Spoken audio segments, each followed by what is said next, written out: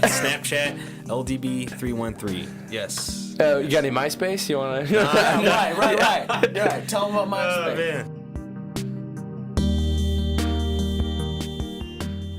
Well, howdy there, world. I know this is a bit of a abrupt upload, or definitely very surprising for myself at least.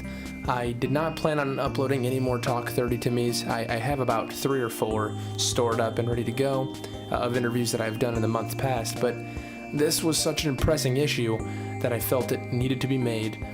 Recently, if you're not an Eastern student, I should say, or an alumni or connected to anybody in that manner, Eastern made some huge budget cuts to make up for their ginormous deficit. Ginormous isn't a word, but it definitely feels ginormous. They recently reduced 4 D1 athletic programs from 21 total sports to 17, and it really has sent ripples through the Eastern community as a whole. And I felt that there were no better people to speak about this with than Miles Payne, president of a student body, and Vice President Larry Borum III. Now, they were very busy, and they took my meeting basically the same day, and they were very kind and very generous with their time, so thank them. I can't thank them enough, I should say, and I hope you enjoy the interview.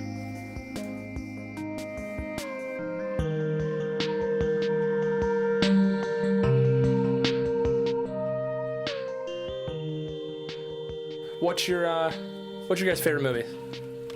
Well, I know Miles' favorite movie is none other than Star Wars. Yeah.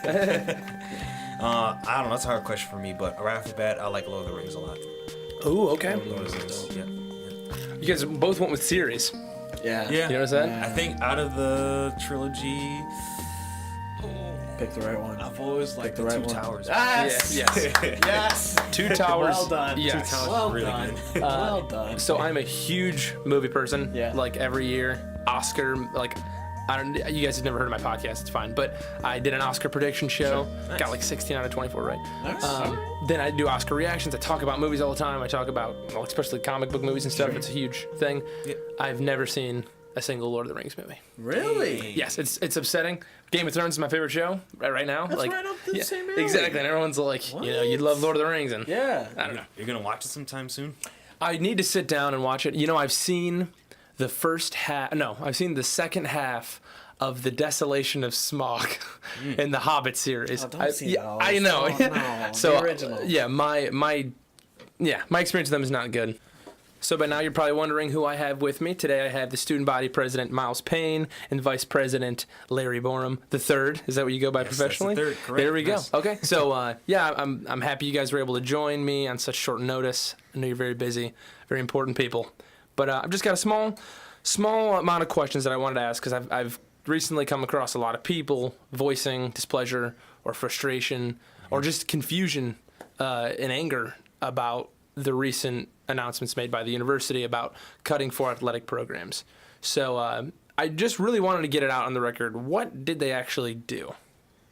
So, from what we understand, I mean, I woke up yesterday and my group of me was blowing up because we had heard from before, at Faculty Senate, Budget Council, that something was going to happen to athletics. Cuts were coming. So I personally thought it was just going to be more administrators. Maybe we don't have another coach for the softball team or whatever it may be. And then all of a sudden we wake up to the news that 4 sports have been cut. Yeah. And Larry and I are just kind of, where our hands are open saying, oh, gosh, we didn't know that was going on. So under further investigation, it just came down to every single part of the university took a cut. But even after that cut, so for a little bit of context, the university was in a $5.5 million deficit this year, and so that's where those staff cuts came in to try to remedy that. Well, that still wasn't enough. And so the university is thinking, well, we still have to make cuts somewhere. They looked at athletics, which is pretty giant, money thing on campus, right, budget-wise. Mm-hmm. And they said, hey, athletics, what can you got to cut something. What can you cut? Scott Weatherby, the AD, looked down and said, well, these are 4 programs based on, revenue, facilities, all that. And alumni. I mean, I don't know exactly what the official criteria was. Right. I would like to see that criteria if there was anything officially. But they used their best judgment and came up with those 4 sports. And Yeah. So I mean, it sounds like you two were both as shocked and in the dark. Absolutely. Yeah. Yes. And that's one of the biggest things is, a lot of people are like, why weren't Miles and Larry consulted? Why weren't student government consulted? And my question is, yeah, You why? agree? Yeah, Yeah. I agree with you. Why? Yeah. Why weren't we consulted? I have no idea. I wish somebody, came to Larry and said, "Hey, Larry, like, how is this decision going to affect students? Yeah. What's the backlash going to be? Can you give us some, feedback on what this will do?" Did you have something to say? I'm sorry, I don't want to. No, I just want to, echoing Miles's comments, that also, a thing that we want to push for, in our positions was transparency between the administration and, students. Yeah. A lot of people, faculty, staff, they want to know, like, what's going on. And, some people may say, why didn't we know about this earlier? Why didn't we know? And, that's a valid question. Why didn't we know? Yeah. And like Miles said, student gov was not consulted at all. And it would be really nice and maybe more... Maybe made the cut process maybe less personal or Yes. less attacking if they would have reached out to them earlier prior to. The news felt confrontational. Yeah. Yes. Like you just wake up with and everybody gets the email. I was up at like 8:39 and I checked my email like the last time the president emailed us it was about this deficit. So I don't think anyone was expecting good news. Yeah. And granted, like I saw Scott Weatherby a conference response and like. Scott Weatherby's a great guy. Miles sent out an email to him, recently. We wanted to show him that, what he did was very tough. And for him to share his sentiment that this is what he went through. He went through a program that his own sport was cut. Right.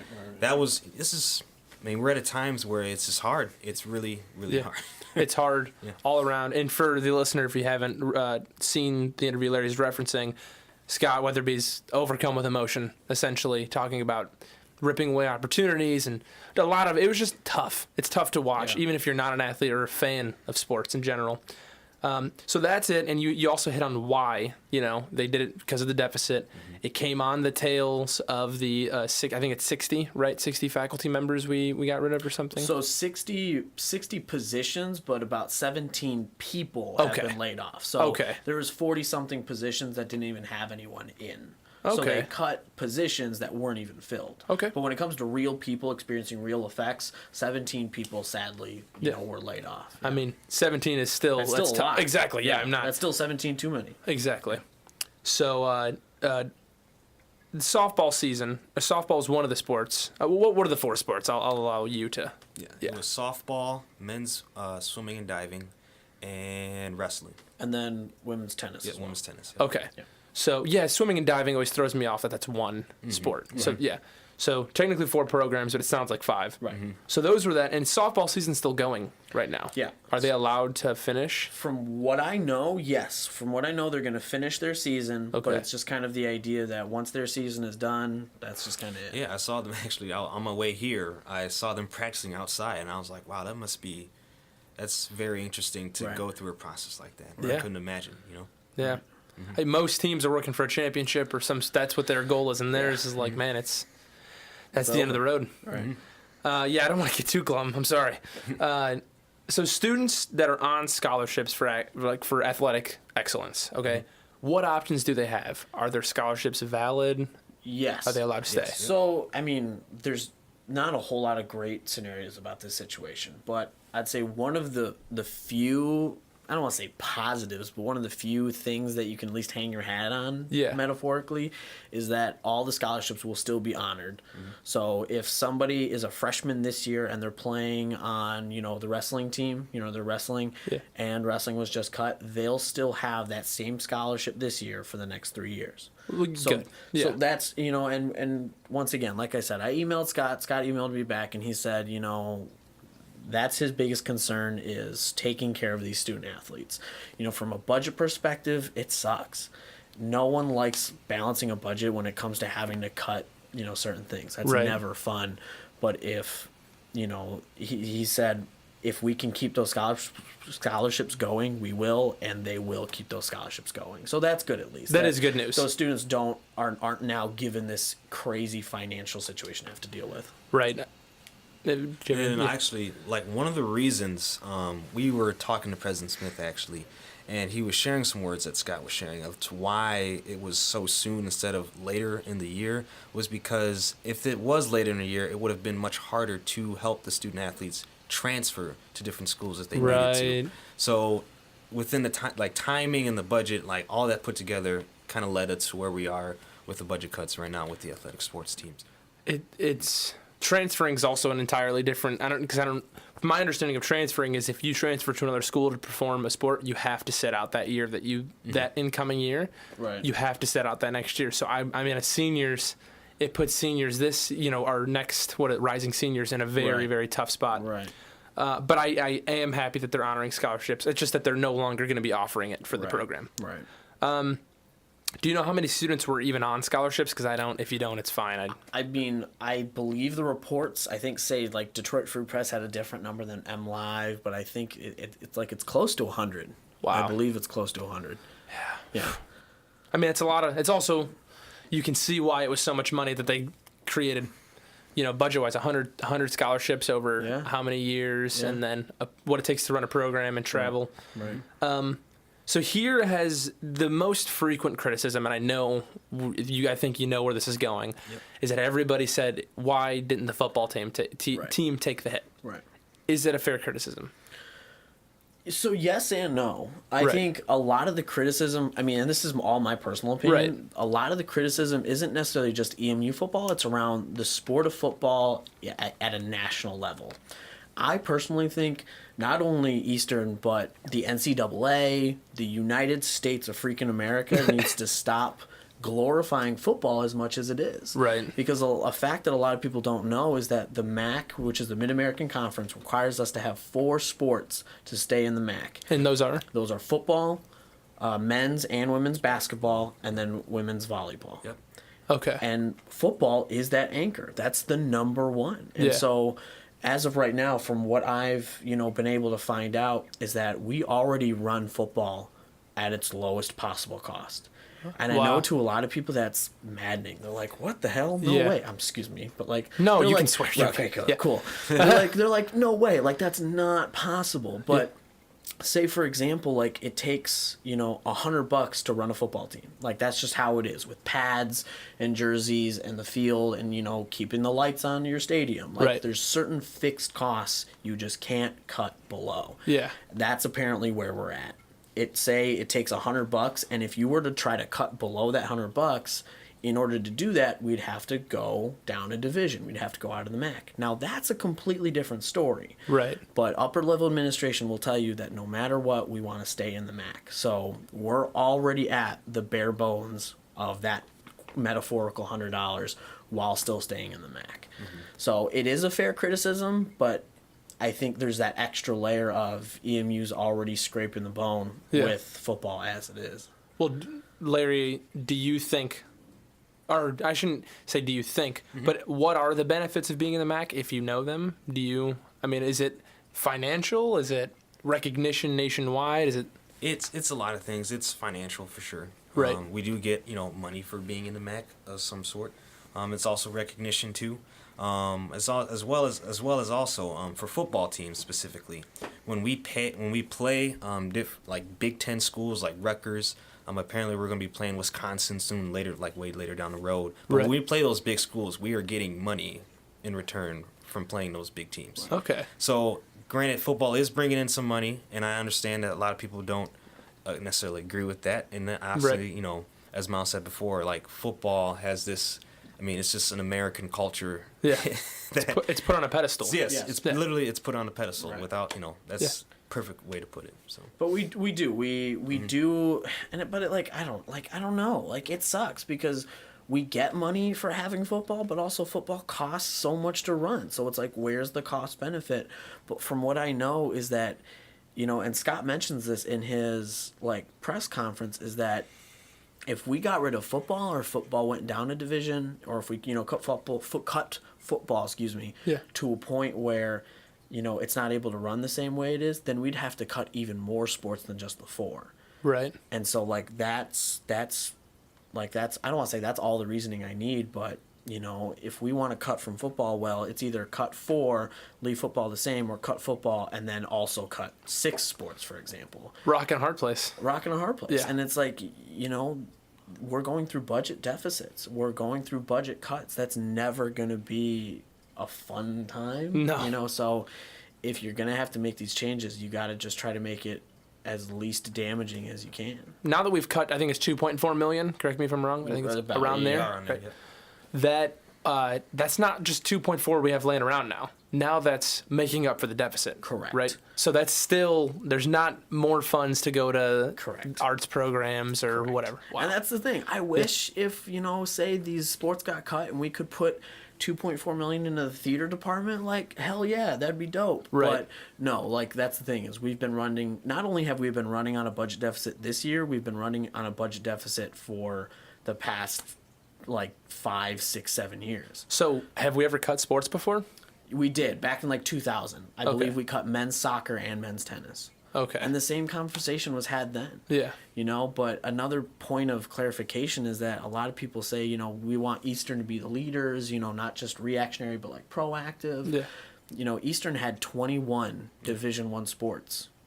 Everyone else had about 17. Yep. We cut 4. Everyone else in the MAC. In the MAC. Okay. So now we have the same as everyone else in the MAC. And so, and that can be interpreted a lot of ways. Somebody can say, okay, cool, it makes sense. We're now on par, quote unquote, with everyone else of our peers. Somebody else can say, well, that sucks because we liked having more sports than everyone else. So there's a lot of different interpretations to what's going on. But to your point, the 2.4 million isn't now extra cash. It's just making up for what we already didn't have. So do clubs run through student gov? Yes, we fund. So in student gov budget, we have a budget about $240,000, and with that, almost half of that goes to student orgs, and we allocate also to club sports. So hopefully some of these sports can become organizations now. Absolutely. That softball and men's swimming and like for men's hockey. Men's hockey, quote unquote, is really just a club team, but we give them money every year so they can play hockey. And I think that's the right thing to do. I think hopefully for now, that's the olive branch we can extend is the scholarships, and you can still in some form organize and play here. Last question I'll ask you, and again, thank you for your time. Your very busy schedules. Sure. Of course. What do you think it's ever possible we bring any of these sports back? Because if we've cut sports, we don't have them back now. Me personally, I do think it's possible. It's just a matter of the university has to really, it has to cut back first. It has to cut back to move forward. You have to reinvest in the programs. You got to reinvest in yourself in order to grow. I think a problem that we have at this university in regards to, just finances is, we don't really get as much donations. Our endowment fund, you can correct me too if I'm wrong, but it's like $70 million. But like $77 million. $77 million. Yeah. Whereas at U of M, it's $28 billion. $28 billion. For perspective. Yes. And that's just from donors, people who care about the university. Now, for context, when we were the Hurons, we were like the number 2 in the MAC in donor dollars. Right. People were pumping in money here. But when we switched to the Eagles, we're now at the bottom. Like, we're pretty much near the bottom as far as people donating back to the university. So we need, it takes a lot of time to rebuild your image, rebuild the brand. Yeah.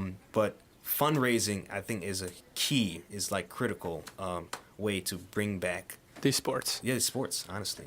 And a piece of, like, once again, perspective, because, Larry and I are just as confused as a lot of other people. Sure, we may have a little bit of extra data, but, when it comes to interpreting what the heck went on, who the hell knows? As a slight caveat, I'm glad that we switched from the Hurons. Like, the Hurons was a really shitty thing. So, like, we should be the Eagles. So I just want to put that out there. Like, if old grumpy people don't give us money because we're the Eagles now, then it's fine. Screw them. Right. But regardless, I think, like, and I told, like, I had swimmers and divers, wrestlers, like, in my first class, like, when that news broke. And that was one of their questions. Like, could this come back?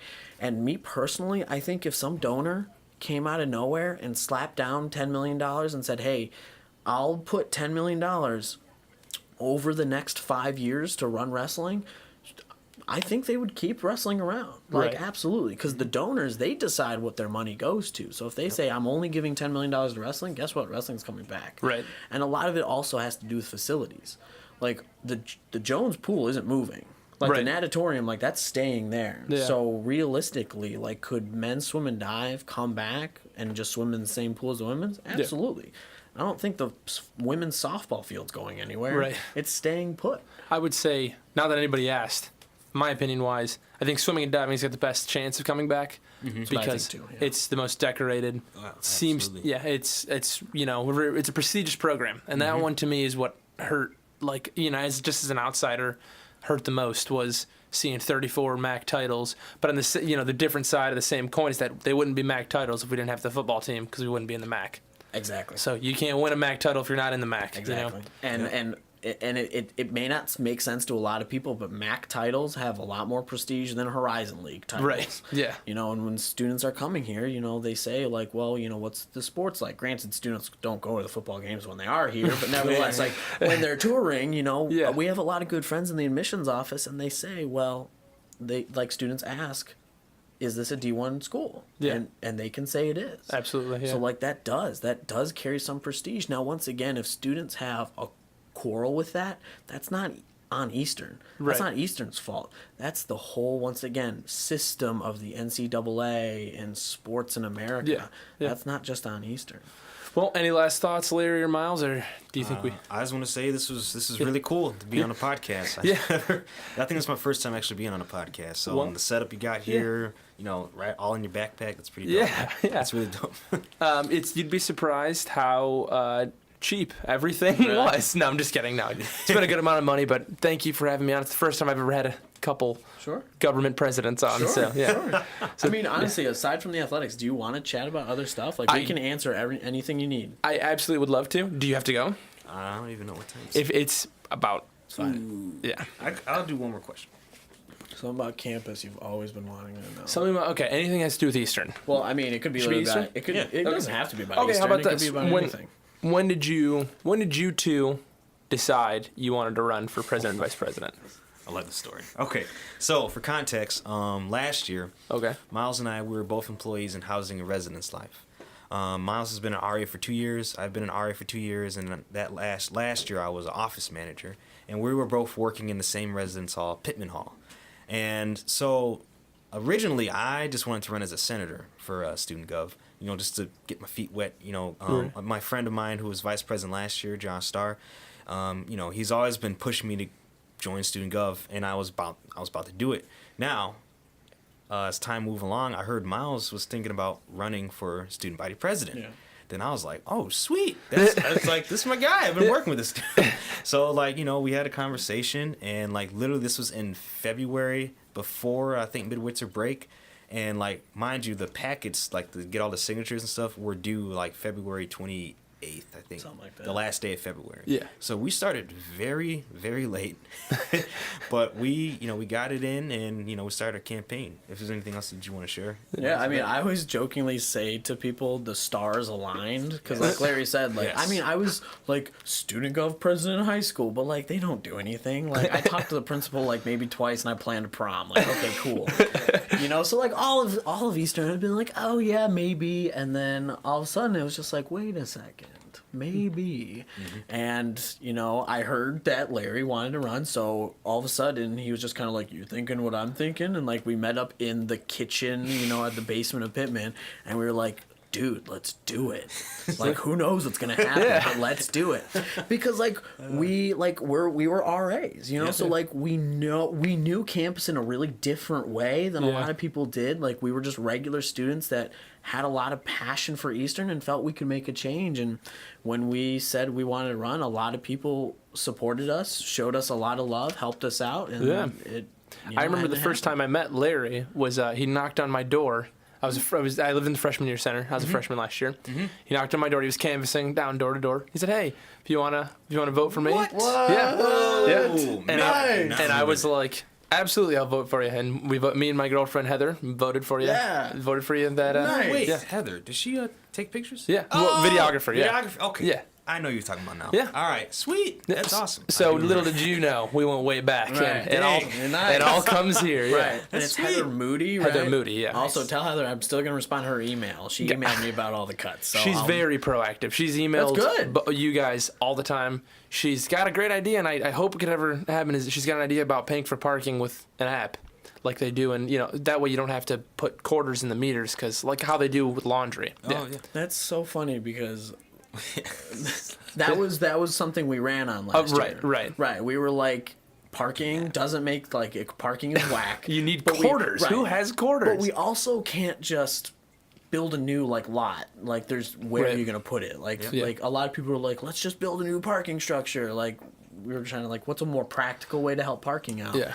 And so that was what we wanted to do, is come up with this parking app. Now, there's a lot of issues around privatizing parking, you know, but that's part of what's going to happen. When this new company does come in, they're going to be doing apps like that. Mm-hmm. So you can tell Heather, that'll happen. Yeah. Well, I hope she listens to my show. I would like to think so, but never. Do you have, what if we want to look you up on social media, they're what's the name? Got you. On Twitter, at See Here Pod. See Here Pod. Facebook, See Here Pod is my URL, but nothing to see here, but spelled like here. Gotcha. Not here, Gotcha. You can look that up anywhere, and this will go up tonight.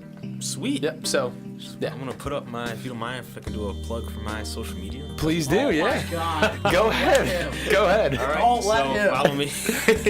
So Twitter, Facebook. Actually, no, Twitter, Instagram. Follow me at _LBIII_.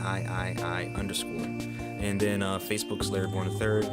Snapchat, LDB313. Yes. You got any MySpace? You want to? Right. Tell them about MySpace. All right. Well, thanks for being on. No problem. So long, world.